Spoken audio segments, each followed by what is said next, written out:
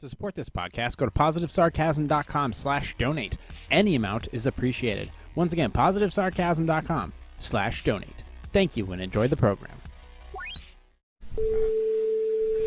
Bored housewives, so they're generally hitting the Moscato too because they need something sweet in their lives because their husband is sour. That ring on your finger? Some pygmy died digging that out of a hole for you to say I do and ruin some guy's like, yeah, look at that dude. He's got a hernia that's shaped like a bag of pretzels that he just ate. You're going to Thailand, you're going to smash some dude. Going over there for guy time, but it's not with his buddies. What does it say on the bottle? Well, if it says that on the bottle, why did you put it on your head? All these actors did was shut their mouths because they didn't want to be run out of Hollywood. Now a bad batch of Chinese food has you blowing insurance premiums on vitamin fucking D. Too much. That's what we're I going sound like for Bill here. Maher. Really, John? Really? We can't do this anymore, auntie. I'll see you at the bar mitzvah. It's almost like it never existed, but it fucking did. So do me a favor. Go yourself.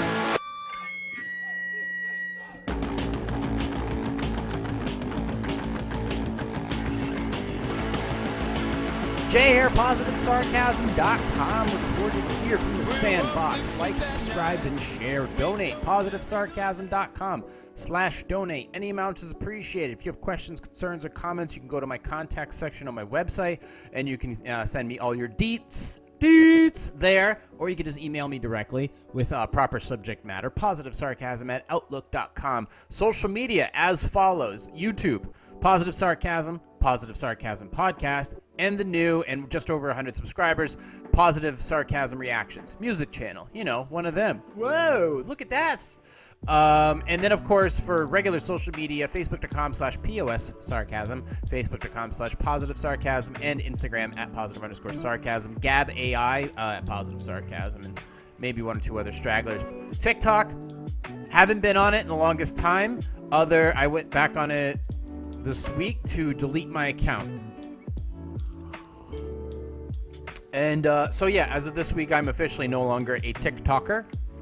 And I have to tell you, don't miss it. Don't miss it. I don't think about it. It just feels good to be off of it and not have that creepy ass app on my phone where I know they're just going through my data every time I open it. And the way the timelines are, one of my biggest problems with TikTok is it's easy to spot misinformation when it's easy to identify the information as it comes in when it's timelined appropriately. On TikTok, it's not. TikTok is just like with the news cycle so random and up to the minute and ever changing. It's like TikTok is not built for that. TikTok is just to get your attention, to keep you involved with the subject matter that either makes you happy, gets you off, or keeps you enraged. So it's of no value. It really is. I mean, I know we have problems with Facebook and Snapchat and Instagram and Twitter. TikTok is a bad apple. TikTok is definitely it's basically a seed of cancer being planted into your brain, and it has to go. And in my opinion, it had to go. I gave it a shot. I gave it a benefit of the doubt. But it didn't feel it just didn't work. The way the information was so at random, there's no way to really truly identify what's real, what's not. And it's not for the app to decide. It just sort of throws everything at you, and there's no timeline for it. I miss when Instagram was timelined. But at least now they give you dates, and they do a little better on Instagram. Instagram's a little cleaner, where TikTok is just a fucking twister of mess. And it's just gone. It's gone, and I don't have to think about it. Like, I don't have Snapchat. I don't have to think about it. Just like Twitter, I don't have to think about it. They're gone. They're out of my life. Facebook, easy to manage, post and ghost. Everything comes from Instagram. I post there. He dropped his bone. I post here. It goes on there. And we're done. So great. So great. But, I mean, you should take a moment to think, how many social medias do I have on my tablet, on my phone, on my computer? How often do I go through them a day? How often do I interact with them? How much time are they taking up of my life where I could be better off doing something else? and then see if you can cut things down. Do you really need to be on them 24/7? Can you accomplish your social media lifestyle with maybe 1 or 2 apps as opposed to 5? Does your business require it? Does your business need it? You know, I know exposure and likes and followers can equal money, but come on. What are we doing here? What are we reacting to? At least in my part, because I generally don't react to a lot of celebrity stuff. I am going to say something about Ryan Reynolds and the Ukraine thing, but because it ties into Hollywood and the hypocrisy of all of it. But what are we reacting to when we go on TikTok? It's a lot of the same shit that we see on Instagram. It's not like TikTok is like, oh yeah, you can post whatever you want over here. No, you can't. I tried posting 2 things about newsworthy articles, and both of them got censored. One where the appeal was denied. Well, I'm not doing that. I don't do that. I post what I'm going to post. I post what I feel is truth. If the app's going to censor me, I'm out. I'm not doing that. So the censorship and the messed up timeline, I'm all done with it. I couldn't do it anymore. I got more important things to focus on, and I got better ways to promote myself. That it's just better that that's not on my plate anymore. I'm glad. I find that like a lot of businesses right now, they're having harder. It's harder to find staff right now, and they're changing their hours. So I'm having to drive certain places at certain times, or make adjustments to when I buy things. Like my vitamin shop, they just switch their hours from like 9 to 5. And that's it, which means it's only one shift of people. So it's kind of annoying them closing down like that, because it's like, well, I'm not available till like 5:15. It's like, well, too fucking bad. So you have to make it. Right now, you have to understand, gas is going to go up. The price of everything is going to skyrocket right now, and it is going to get worse. So you have to make those adjustments right now. You have to please anticipate right now the cost of your life right at this moment going up another 10 or 20%. Make adjustments now for that potential 10 or 20%, and you should be okay. Whatever you can do, whether it's your work commute, whether it's the food that you buy, how many times you go out, how much you travel, what you're spending on clothes, what you're spending on other people. Take all that into account right now, because I think 10 to 20% of your daily or your weekly or monthly I know they say inflation is like 5.4, 5.8, 6.0%. Expect your life to go up. Your life's stuff to go up 10 to 20%. Gas prices went from $3 a gallon. They're now at $4 a gallon. Okay? Last year, natural gas and heat and electric, they were like, $70, a month. Now it's like $125 to $170. So don't expect 5%. Expect like fucking 10 to 20%. And don't think you Tesla owners get off any easier too. You have to charge your cars. That requires energy, which requires money. So it affects anybody with wheels. It really does. Your food prices have gone, well, I have to say food prices, I haven't, with me personally, being where I am and understanding, like I have options. Like I have Hannaford's, I have Shaw's, I have Market Basket, I have Vista Foods, I have McKinnon's. So I have a lot of different options. I found some places where I'm able to find really good food. And this is me, and I advise you to do some research on the markets that specialize in certain things, like where you can go get your meats for low price. Sorry, the coffee. I'm going to talk about that in a minute. Where you can go get your meats for very low prices, depending upon the meats. I mean, like actual beef is still expensive right now. Where you can get your produce for cheap. Where you can get your other essentials for cheap. Maybe something you can order online.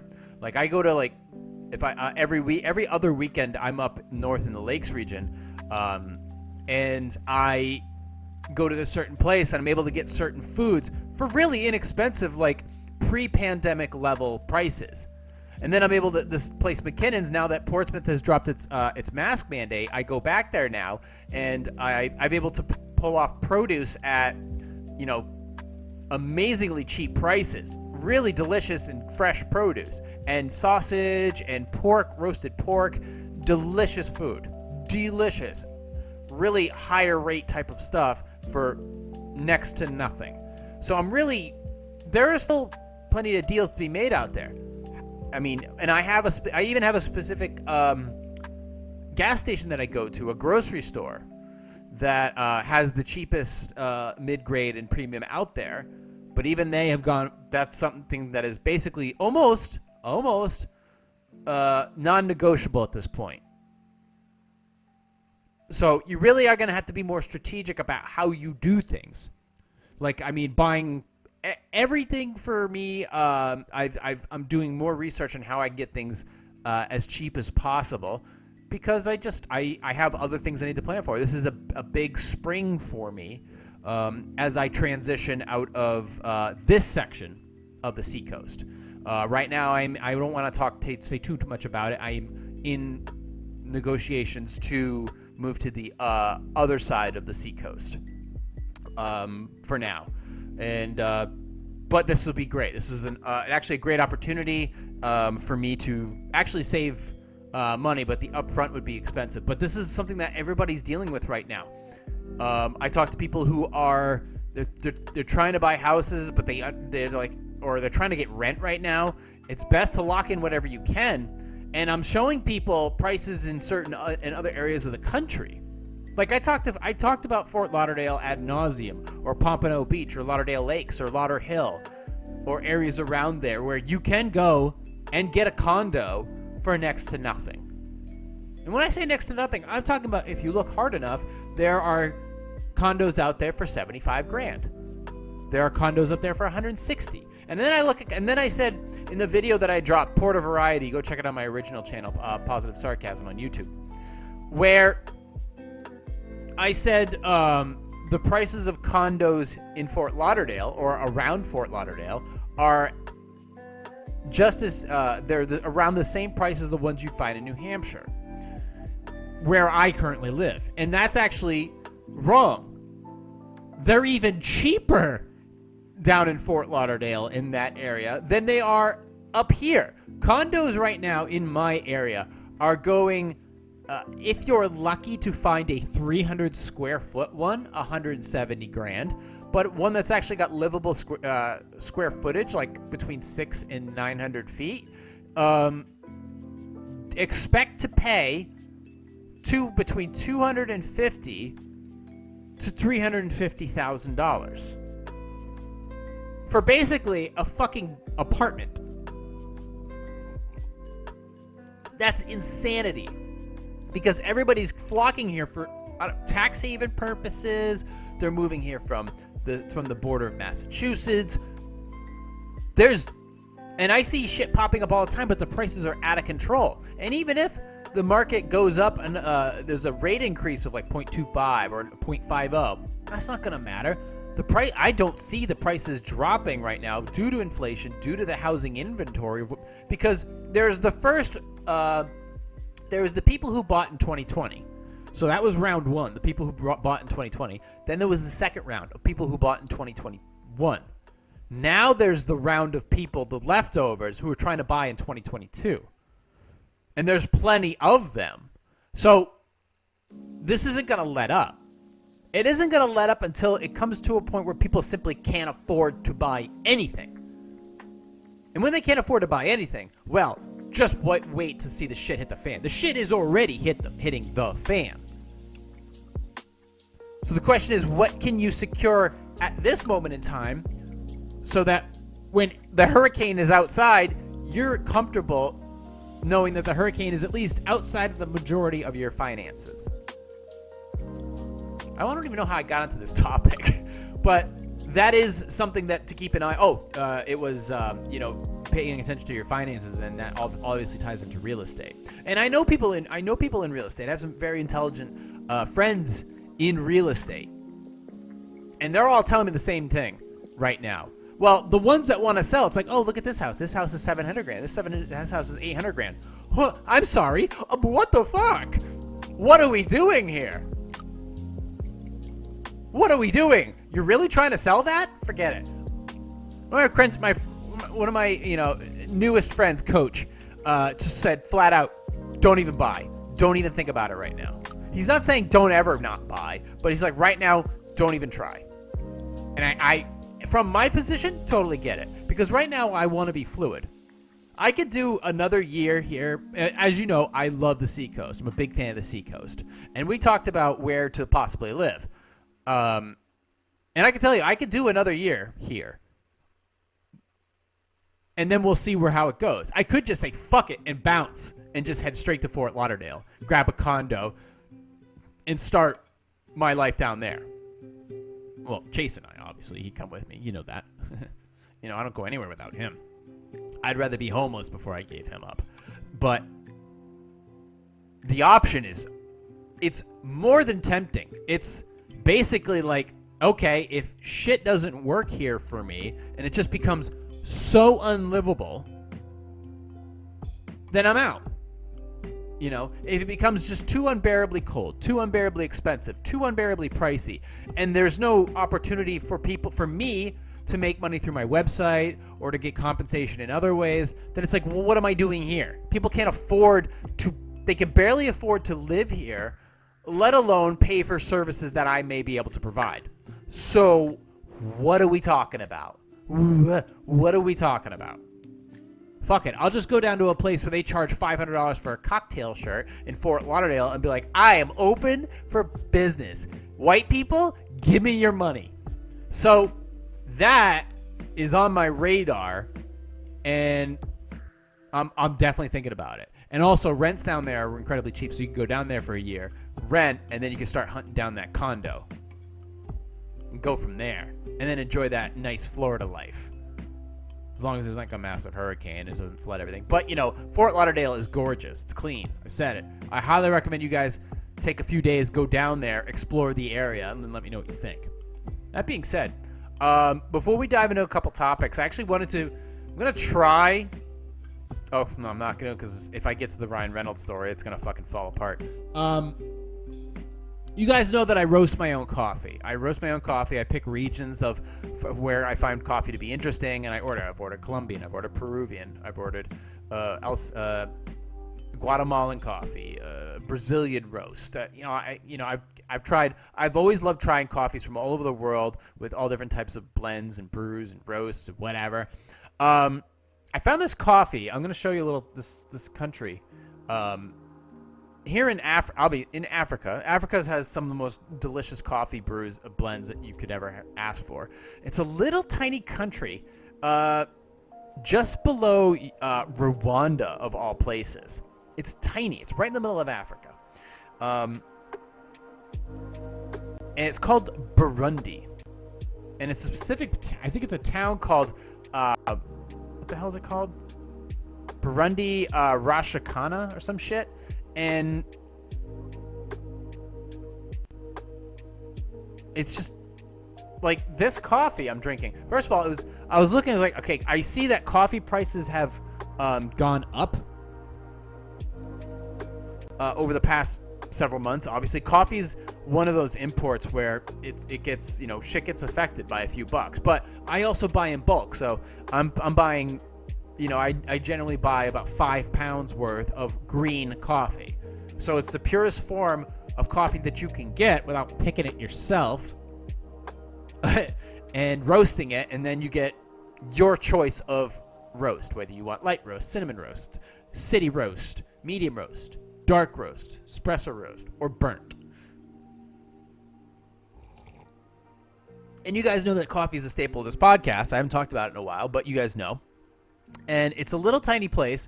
It's all green. It's beautiful. This area is basically surrounded by coffee places. Or coffee farms. And it's this coffee actually it's very good. It's not bitter. It's not sour. It's not too watery. It has, it does have some flavor. It has some specific flavors to it, but it is a very well-rounded roast.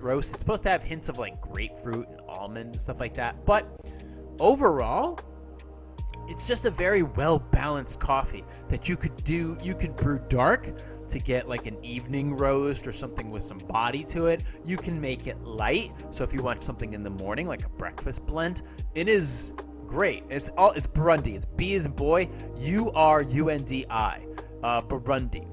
Now it's Gurundi Gashikawan. That's the blend. There's a website called Copen Trade, COPAN, Copen Trade, and that's where I go and get my roast, or I go and get my beans. And you can order like 5 pounds all the way up to like 125 pounds. I'm pretty sure.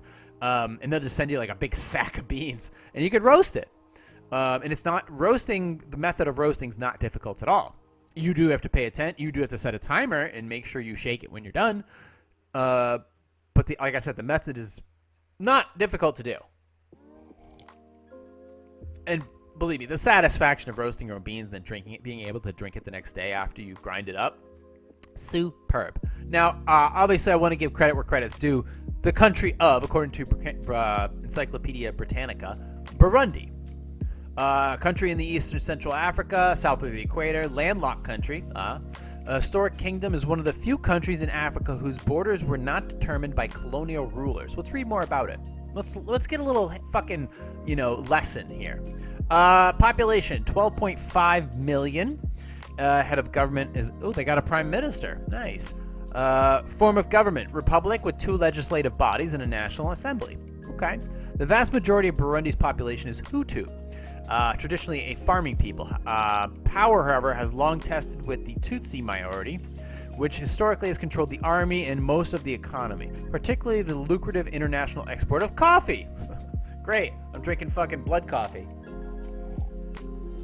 Few real cultural differences are distinguishable between the two peoples, and both speak Rundi or Kurundi. Such linguistic homogeneity is rare in sub-Saharan Africa and emphasizes the historically close cultural and ethnic ties among the people in Burundi. By the way, it's March 1st. It's technically not Black History Month anymore, but hey, fuck it. Let's learn a little. That's a joke. Try to take it. Even so, the ethnic conflict between the Hutu and Tutsi has plagued the country since it gains independence from Belgium in 1962. Belgium, delicious chocolate. At a great cost in human life and property. Few Burundians escaped the ensuing anarchy into which the country was plunged when this inter-ethnic violence flared anew in the 1990s. A bloody conflagration and conflagration that well illustrated the Rundi proverb, "Do not call for lightning to strike down your enemies, for it also may strike down your friends." Ooh, that's a good quote. Do not call for lightning to strike down your enemies, for it also may strike down your friends. Neither the presence of an international peacekeeping force beginning in the late 1990s nor the ratification of agreement to share power between Hutu and Tutsis were immediately effective in curbing the inter-ethnic violence, which also spilled into the neighboring countries of Rwanda and the Democratic Republic of the Congo, which have some history. Burundians are now faced with the task of quelling ethnic dissent, promoting unity, and rebuilding the country. Relief and drainage. They got soils, their climate, plant and animal life. Poaching has dealt a severe blow to the country's wildlife. Elephant population has virtually disappeared, leaving only warthogs, baboons, and antelope as the less endangered species. Let's see, what else? Elevation is a major factor, greatly moderating its tropical character. Lower elevations annual and slightly higher, 60 degrees Fahrenheit. Let's see, relatively cool temperatures, averaging only about 70 degrees. Short dry season from May to August. 2 ethnic communities. Common perceptions of the Tutsis: uniformly tall and graceful, and of Hutu as short and stocky, do not fit the reality of the physical variations between the two groups, have frequently intermarried over the centuries. Religion, largely Christian. Okay. 3/5 of Burundis identifying as Roman Catholic, more than 1/8 identifying as Protestant. Muslims constitute less than 1/20 of the population. Okay. What else? Settlement patterns. They got a whole thing of demographic trends. Their birth rate and growth rate are both well above the average for the world, while its death rate is only slight above the average. Life expectancy in Burundi, although by world standards, is above average for Africa. Economy, agricultural, mainstay, excellent. Agriculture, forestry, and fishing, resources and power. They got a lot of information about it. Government and society. Oh, let's see about this. Let's see how they treat their people. Under the Jeez, what are you doing?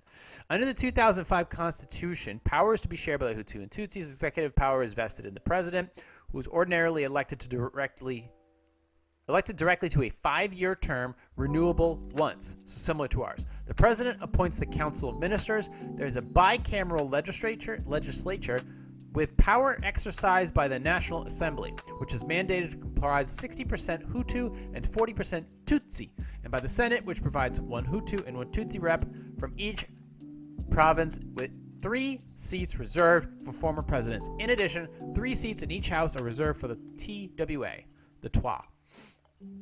And at least 30% of the seats in both houses are to be held by women. Members of both houses, most of whom are elected by universal suffrage, serve 5-year terms. Interesting. There's 17 provinces. They're further divided into communes. Power at the local level rests in the hands of centrally appointed authorities. Their legal system is based on German and Belgian civil codes and customary law. The country's highest court, Supreme Court. Court of Appeals, Administrative Courts, Constitutional Courts, Tribunal, First Instance. Let's see. In 2005, UN Security Council adopted a resolution to create a National Truth and Reconciliation Commission. Are legally recognized. Okay, so it looks like it's a country that's making progress, I guess you would say. There's a lot of information on it. It doesn't seem like it's all turmoil like places like Sudan. So that's pretty cool. And I guess this all stemmed from me being like, let me try this little country with this Burundi blend. And I gotta tell you, it's probably one of the best blends, house blends I've ever made. You know, sometimes you just want a nice, smooth coffee that you can make variations of. This is delicious. It is absolutely delightful. It's got a little bit of nut to it, which I always enjoy. I always enjoy a little nut. And yeah, I absolutely recommend it if you can find, or you can grind, or roast yourself, Burundi. Give it a shot.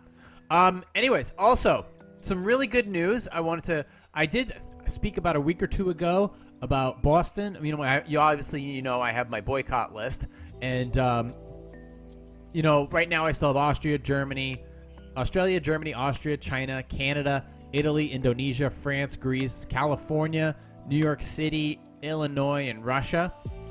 Well, I took Boston off because they dropped their mandate for vaccines.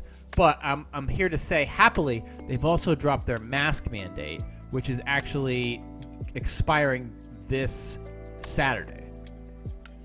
So it's great. It's like there are several, mandates that are collapsing all over the United States. So Alberta, they're dropping theirs, but that's another story altogether. There's political pressure to end them. There's like New Jersey is ending their vaccine mandates. LA County is lifting some of their mask requirements, but Philadelphia, there's a mandate for the city workers, but it's also been delayed. Newark, New Jersey lifting vaccine proof. Indoor masks are ending that. LA County ending indoor mask mandate. New Orleans ending mask mandate. The vaccine mandates ending soon. Newark, okay. Arizona bill, that's something. Oh, Arizona's a different animal. Yeah, Republicans. I think Oregon. Let's see. Is the vaccine mandate lifted in Chicago? I'm not sure. First of all, I wouldn't want to go to Chicago, just like I wouldn't want to go to San Francisco or LA. But it is one of those things that's like, oh, well, look, I could bitch and moan and complain about it all I want. The fact is people are starting to get their way. I think these politicians realize, like, oh, when the people get upset, they tend to gather. They tend to protest. So we need to We need to start doing something. Or we can suppress them like we did in fucking Australia and in Canada, which is actually something I wanted to get to. We'll see if how we translate here. Now, we all understand there's a situation in Ukraine that is just a giant fucking catastrophe right now. And there's been a lot of support. Now, look, there's a lot of things that are wrong with Ukraine. There's a lot of things that are wrong with the United States, too. Doesn't mean Mexico should fucking invade us. And I do appreciate the people who are, you know, whether it's celebrities or whatnot, donating or matching donations to support. But first of all, I don't know where these donations are going. I don't know how they're getting, you know, split up and gotten to people. I don't know what it's going to. These are the things I have to take into account. And, but, I mean, yeah, I know. You're trying to help. You're trying to be a good doobie. Like, for example, here, the Russia-Ukraine war. Ryan Reynolds and Blake Lively extend support to Ukrainian refugees to donate $1 million US. So, let's see. Taking to her Instagram handle recently, the Gossip Girl shared, the Van City Reynolds and I are doubling every dollar donated to the USA for UNHCR, so probably like Ukraine relief efforts, up to $1 million. She added, they're on the ground helping 50,000 Ukrainians who had fled their homes in less than 48 hours.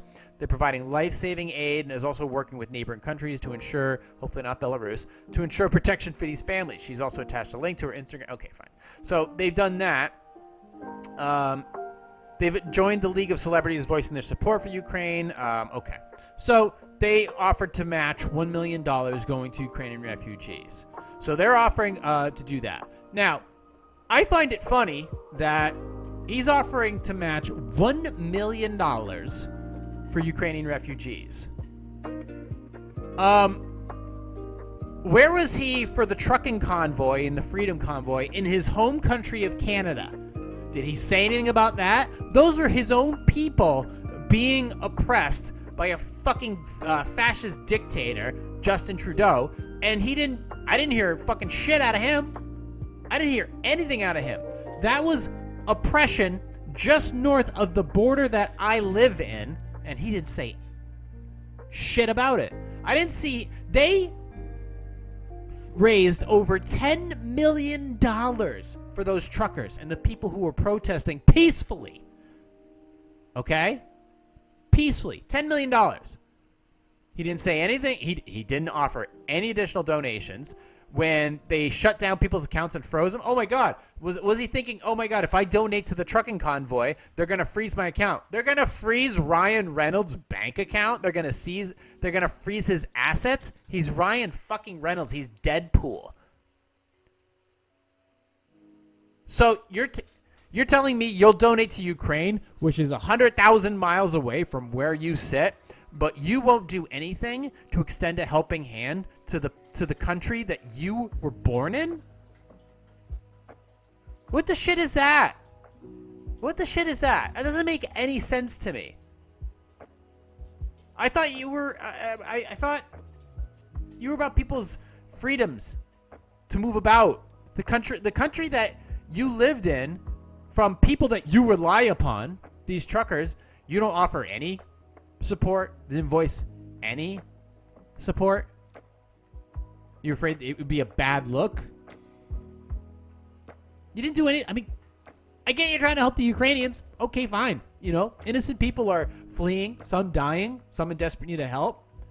The people of your own country that you came from, they desperately needed your support, and you didn't say shit. Instead, you just went along working on maybe Deadpool 3 as fucking cops with no badges and batons and AR-15s were beating the shit out of your fellow countrymen, hitting them and running them over with fucking horses, smashing out their fucking windows, dragging them off in handcuffs, freezing their bank accounts, denying them bail, monitoring them, shaming them.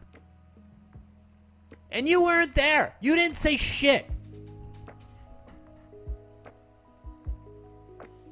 You have to call it the hypocrisy when you see it. That's fucking hypocrisy right there. You're willing to help out people in Ukraine, I get it. But still, you didn't stick your neck out for your own people. The people who believed for 10 minutes that they actually lived in a fucking democracy. That they actually don't. Russell Brand did a good piece on this just recently about people believing the country they in was actually something where they were able to speak their mind. Well, we won't get fooled again. But he didn't say anything about Ryan Reynolds. I am. These are your brethren. These are your brothers and your sisters. They're the children of your Canadian future. Didn't hear a peep out of you, bro. Oh, they're going to freeze my bank accounts. Okay, bro. Good. Could have said something. Should have said something. Instead, they're electronically monitoring all the Canadians, where they're going, what they're doing. When they're crossing the border, it's a police state. The Orwellian state of Canada. That's what it is. And it's bleeding over here now, too. I mean, there's an article here. There's a ton of them, actually, that just came out about Minnesota and its surveillance state. And it was stemmed around the George Floyd's murder. My associate producer sent me this one about... It's from MIT Tech. And it's tough to, when I'm going through these articles, it has to be... It's hard because right now information, especially about Ukraine, is coming so fast and furious, and a lot of it's not really accurate. There's just a lot of shit that's being pushed out by mainstream, and it's hard to get accurate information. But this one seems to make sense because I'm seeing. Speaking of which, where the fuck is Edward Snowden? He lives in Russia, I believe. But Edward Snowden detailed a lot of this surveillance type of stuff that's coming out. It was started, one of them was in Great Britain. They had this specific system that the U.S. envied when it came to surveillance. And now they're employing some of that here in the United States. Well, this article is, like I said, from MIT by Tate Ryan Mosley and Sam Richards. This actually just came out, this one, about the secret police. Cops built a shadowy surveillance machine in Minnesota after George Floyd's murder. So let's go ahead and just dive into this a little bit and see if you want to live in Minnesota. Law enforcement agencies in Minnesota have been carrying out a secretive, long-running surveillance program targeting civil rights activists and journalists in the aftermath of the George Floyd murder in 2020. Run up a consortium known as Operation Safety Net. The program was set up a year ago, ostensibly to maintain public order, as Minneapolis police officer Derek Chauvin went on trial for the murder. And an investigation by MIT Tech reveals that the initiative expanded far beyond its publicly announced scope to include expansive uses of tools to scour social media, track cell phones, and amass detailed images of people's faces. Surveillance state. Documents obtained via public records requests show that the operation persisted long after Chauvin's trial concluded. What's more, they show that the police used extensive investigative powers they'd been afforded under the operation to monitor individuals who weren't suspected of any crime. Future crimes. You ever seen that movie? Tom Cruise was in it. And basically, they could arrest people for future crimes. MIT Technology Review investigation includes thousands of documents and more than 24 interviews with Minnesota state employees. Minnesota. Policing experts and activists. Taken together, they paint a picture of the state and operation intent on identifying participants through secret surveillance operations. Though it was undertaken by non-military government agencies using public funds, taxpayer funds to have them watch you, large swaths of its inner workings have gone undisclosed. We found evidence of complex engine of surveillance tailor-made for keeping close tabs on protesters and sharing the information among local and federal agencies, regardless of whether the subjects were suspected of any wrongdoing. Operation Safety Net was announced in February 2021, a month before Chauvin's trial, at a press conference also attended by Hennepin County Sheriff David Hutchinson. And then Minneapolis Police Chief described as the effort to unified command that would enable law enforcement officials to mount a regional response in case protests turned violent. Publicly, OSN acknowledged that federal agencies would assist in monitoring threats, which means if they're monitoring something, they identify the federal government, involving the U.S. Department of Homeland Security and the Federal Bureau of Investigation. At least 6 FBI agents served in executive and intelligent roles for the program. According to OSN's website, which was shut down on the 19th of January, the program's mission was to preserve and protect lawful First Amendment nonviolent protests and demonstrate blah, blah, blah. So it's a bullshit mission statement. All companies have them. The site added Operation Safety Net is also dedicated to prevent violent civil disturbances, assaultive actions, property damage, fires, and looting to government buildings, businesses, and critical infrastructure. Yeah, sure. OSN hasn't tweeted, posted on Facebook, or held a press conference since the week of the guilty verdict, the week of the coordinated. Okay. It's not an quote. It's not an ongoing operation. I talked about last week my real aggressive opinion on the Ottawa Police Department and, as a whole overall, and of the Royal Canadian Mounted Police for their behavior towards their own people. Let me just close that. There we go. How their behavior towards their own people was flat out disgusting and deserving of firing, criminal prosecution, and not defunding, but transferring of funds, per se. Like, I'm not going to support a police department that basically serves as a paramilitary group. Like, some of the stuff that you see, if a cop looks like a fucking National Guardsman or looks like an Army Reserve, I don't like that. I don't like that. I get it. My father was a riot cop in New York City. Saw all kinds of crazy shit. But the way this gets deployed and the way they're just following orders. My father always said the best cop was a C+ student because they just follow orders. They don't question anything. This is good and bad at the same time, depending upon the circumstances. What I saw in Canada is not an example of something I want to see in the United States. But you are starting to see it more and more when they shut down these protests. What I saw in Hong Kong, same thing. I have a thing about when police turn into this. They have more of a National Guard or Army type look or lifestyle. That's the thing. You want to keep these quote assault weapons out of the hands of civilians. Maybe it's a good idea to focus more on the people who are suppressing the people.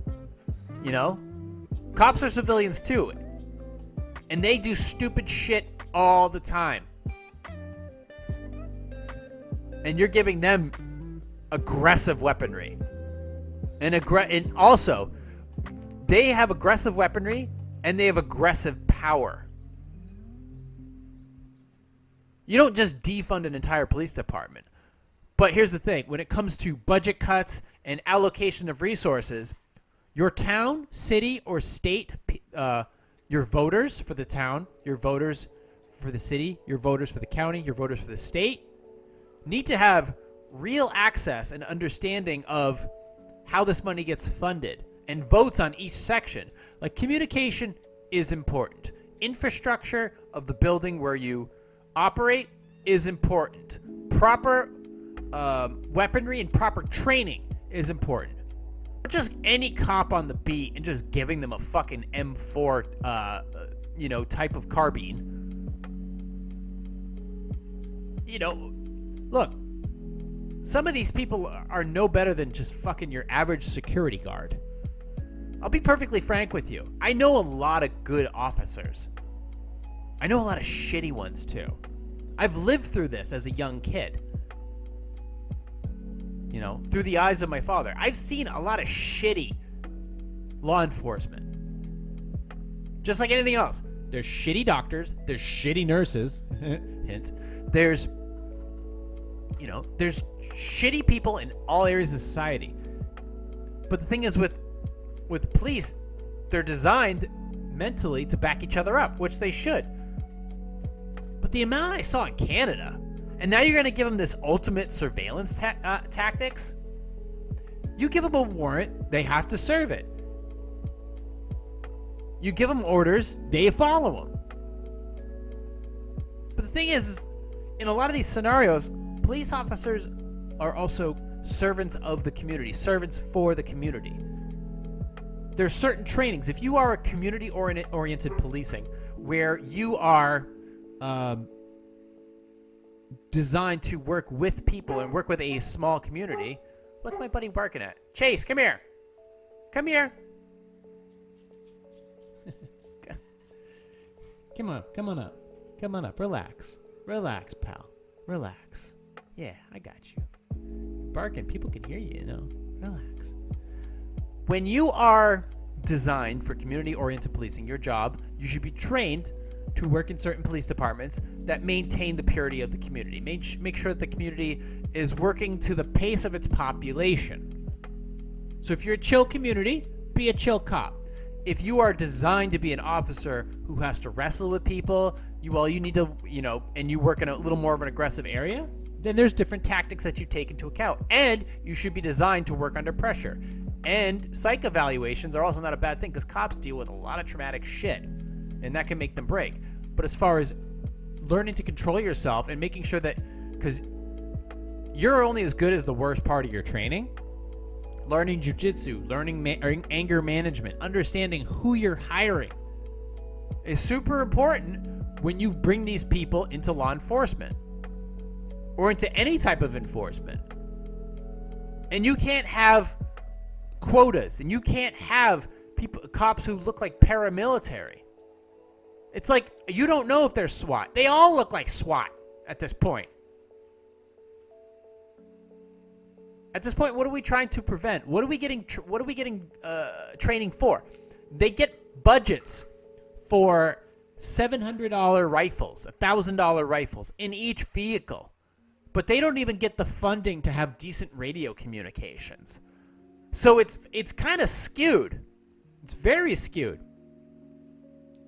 What are you going to do with that rifle as a member of law enforcement when you don't even have the proper ability to communicate? The funding should be allocated to different sections of the department. There's many ways to solve this. I'm just rough drafting it. And I can tell you from what I've seen and what I've worked with and what's coming down the pike, I'm not a fan of it. If you have an oppressive police department, that is the same as having a dirty police department. To me, the city of Minnesota is no different than the city of New Orleans, where you have corruption and then you have oppression. It's the same thing. So an oppressive mentality is an easily corruptible one. And that is not something I stand for. It is not something I support. It is not something I will stay quiet about. Okay? So these surveillance things, first of all, you have to understand, where do they get it from? Us. We fucking pay for it. Every time, if you see a drone flying in the air monitoring traffic, you paid for that drone. You paid for somebody to get training on it. You paid for somebody to stand there and fly it. I'm not a fan of that. I do not like traffic drones. That you shoot them out of the fucking sky for all I care. I'm perfectly fine with that. They shouldn't be there. They shouldn't be there. As far as this future crimes type surveillance state bullshit, not a fan of that either. If your police department is participating, considering, or ramping up on this, that needs to be shot down. That needs to be fucking voted for. There needs to be massive community protest on this stuff. The very thing that they're designing to prevent, they're planning to prevent. It's too much. It is. There is such thing as too much power for anybody. Too much power. You saw the display of ultimate power in Canada against thousands of peaceful protests, people who supply our vital goods and services. And then you hear about this shit that Minnesota's pulling off. What other states are pulling this off? I can guarantee you that New York City is absolutely doing something effective to this. So what's to stop them? Well, I can tell you right now, they could burn down for all I care. I want nothing to do with them. I want nothing to do with them. But it's now is our time to speak up. But I want you guys, when you do speak up, to do a little research first. Do a little bit. Ask questions, trying to understand as a voter in your county, in your community, in your city, in your state, in your federal elections. What do you want? What can you be doing to better your situation? And what are your thoughts about what your community is doing that you may or may not know about that could actually hurt you in the end? Because you pay to live. You always pay to live in a certain type of environment. But if that certain type of, let me make sure I say this correctly. You're paying to live in a certain type of environment. However, if that environment is using the stuff that you pay for only to take more money out of your pocket and more freedoms out of your lifestyle, then why the fuck are you living there? What's the point? If you want to live in a nice neighborhood where there's not a lot of crime and the speed limit is 35 miles per hour, and you just want to chill out in your backyard and walk down to your friend's house or go to the grocery store and just not be bothered? If that, lifestyle is being pushed down upon, you just pack up and leave. People are getting way too comfortable. Actually, you know what they're getting way too comfortable with is fear. They're too afraid of change. It's not the fear of being oppressed or the fear of being attacked or the fear of getting COVID. It's just the fear of change. You don't like where you live? Fucking move. You don't like your job? Fucking quit. You don't like your car? Trade it in. You don't like your relationship? End it. Or fix it. One of the two. You don't like your body? Get healthier. These are things we could all be doing. And you know what? If you have a government, you have a county, you have a town that is not listening to your demands, you vote them out. You vote to end their taxes. You vote to shut all that shit down. That's it. If you don't like something, work to change it. And if it doesn't change for the better, there's no positive signs that it is going to change for the better, you leave. You pack your shit and you just say, well, because you guys didn't listen to me, you no longer get my tax paying. I'm selling my fucking house. I'm ending the lease on my apartment. I'm leaving this job. And I'm transferring it. I'm going somewhere else. I'll never come back here again. You guys can fuck off. That's the only way you can get them to either. That's the only way. And at that point, if you're leaving, who cares what happens to that place? I said point blank, I would not. There was a mask mandate in Portsmouth. Therefore, I will not shop in that town. That mandate ended, and now I shop in that town a little bit. Now they get my money. Boston had a mask mandate and a vaccine mandate. I'm like, okay, principles. I will not shop down there. I will not do anything down there other than get on a plane and go to fucking Florida. They ended both. Now it's like, okay, maybe if I wanted to go down there and grab some pastries, I will happily do so.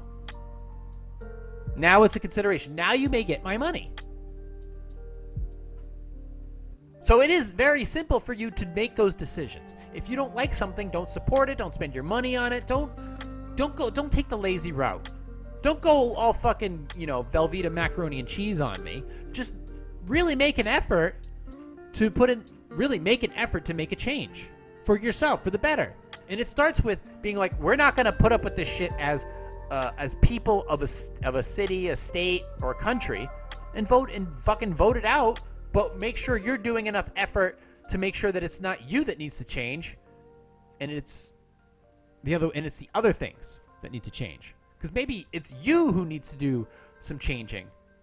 But in this case, no, this surveillance shit, that has to stop. That has to stop. And quite frankly, if you living in some of these cities like Atlanta or Minneapolis, I wouldn't waste my fucking time. New York City, I wouldn't waste my time. I get it. It's a comics haven. It's not for me, though. It's not a haven for me, okay? I've walked that whole fucking city. I'm all set right now. Even my mind after this whole last year and a half, 2 years, my mind has shifted a lot too. My mind didn't break. I just knew what I was looking for in life. And I'm okay with where I am, but it took a long time to get here. And I still have a lot of work to do. But through this hard work, I've now gained options. I've now gained a future. You know, I'm still going to be able to enjoy the seacoast, and I'm going to be cutting my expenses down because I've made some. I worked. I put in a lot of time into researching and making a lot of efforts. I mean, it's going to work out for me, and I'm going to be, you know, near the seacoast for the next foreseeable year. But I also now have the option to look at other states. And believe me, Fort Lauderdale's on my hit list for sure. We're at 53 minutes. I think I milked this down plenty, but I hope you guys are starting to get the drift of what I'm coming across. If you don't know what the fuck I'm talking about, just email me directly. PositiveSarcasm@outlook.com. Subject: what the fuck are you talking about? And I'll be like, all right, well, here's kind of where I am. Questions, concerns, comments, email me directly, or you can go to my website, hit the contact section. You guys know where to find me on YouTube. Type that in. Look for the black hole logo. Facebook.com/POS Sarcasm, Facebook.com/Positive Sarcasm, and Instagram @Positive Sarcasm. TikTok, we out. I'm done with you. Get fucking kick rocks.